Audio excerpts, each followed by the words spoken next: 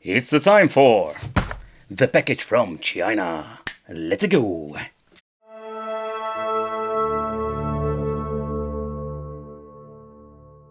Hey, welcome back to the channel. It's awesome that you're tuning in. So in this video, we are going to take a close look at something pretty damn awesome. I picked it up from AliExpress.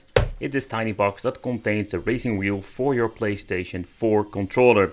It's more like a click and go system and 3D printed and partly has been disassembled, so it's very easy to use. So we're going to do a quick look in the inside. What are we going to get in the box? So first of all, what we're going to get is not a lot. We're going to get a manual, of course, and how to assemble and the parts that we're going to need to click it on your PlayStation 4 controller. But I noticed this on AliExpress and I was so curious just to see, just to make a video and sharing my experience about this product.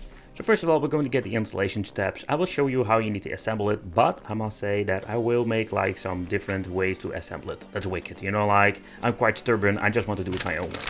Okay, so first of all, let's do a quick unboxing. Here we're going to get the zipper bag. Let's open it up and let's see. So basically we're going to get two parts. That's it. There's nothing else. The right one is a kind of interesting one.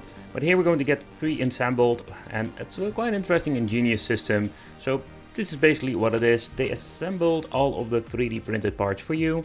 But a quite interesting thing to look at, how they assemble it and how it looks. In the middle we're going to get the bearing that will support the movement, and here we're going to get this extra attachment for the right joystick for gas and brake. I will show you in the different part of the video.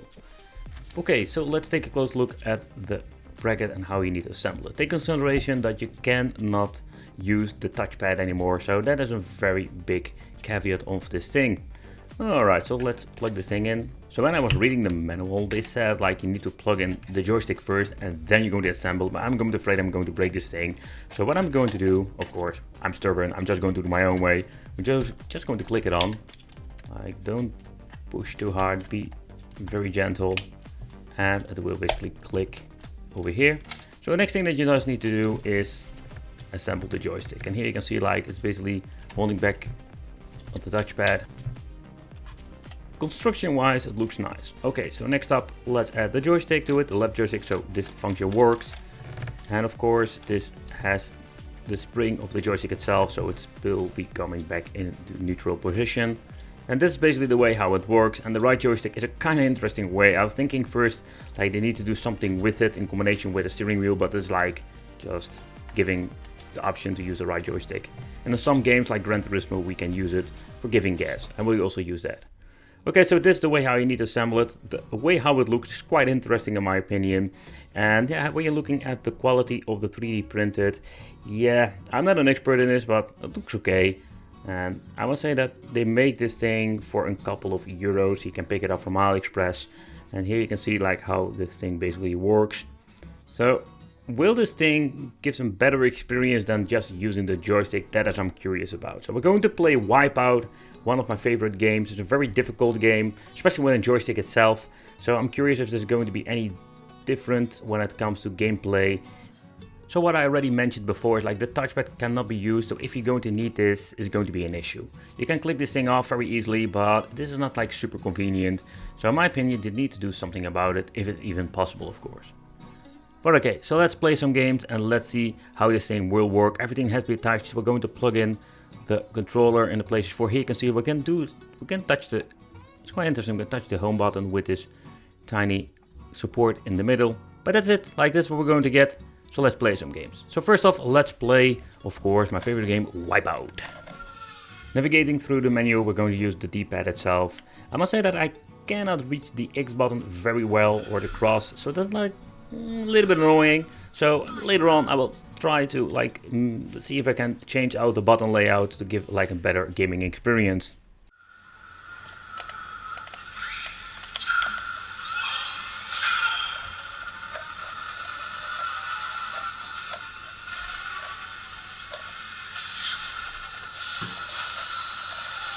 Okay, so the first thing that I'm noticing, it's quite difficult to steer because this is a completely different experience. Normally you're just going to use your thumb for the switching joystick, but now you're having this tiny wheel. So it's quite interesting to see how this works out. And the only thing I think I cannot manage is the barrel roll. When you're jumping with Wipeout, you need to press left, right, left. That is, see, that's the thing. doesn't even work. So it's like the learning curve, man. That's the learning curve. Oh man.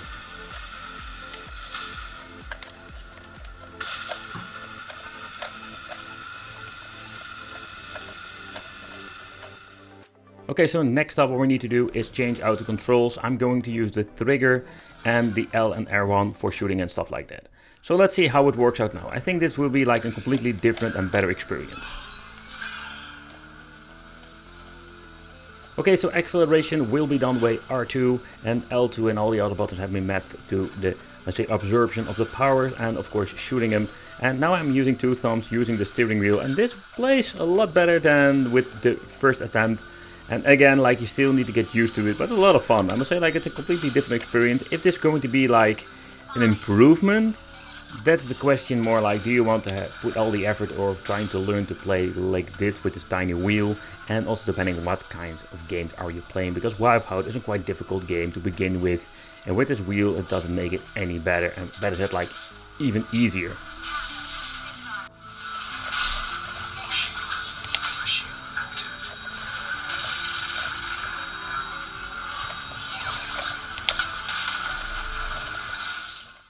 Alright, so next up let's play Gran Turismo, and the reason why, because here we're going to choose different ways to play.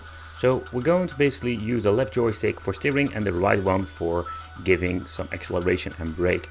And then we're going to need the second tiny piece of 3D printed part.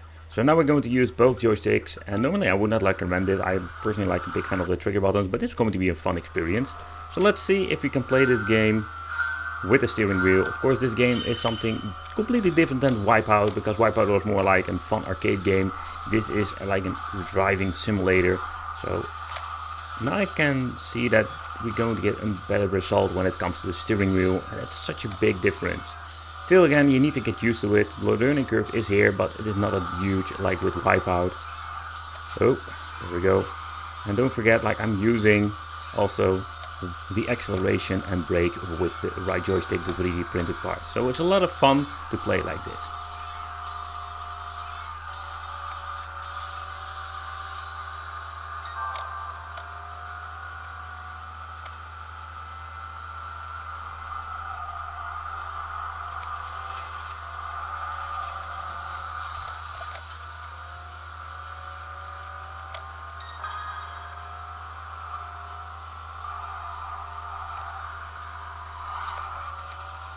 Okay guys, so this is the steering wheel for your PlayStation 4. And I must say that I'm quite surprised with the result. Depending on what kind of game you're playing, I just used two of them, like two of my favorite games. I know the best, I played a lot, so I know how the original joystick plays. Yeah, let me know in the comments what you think of this attachment. Should I try the Xbox version? Well, thank you for watching. Consider subscribing, hit that little bell, welcome on the Wicked family, and I will see you in the next video.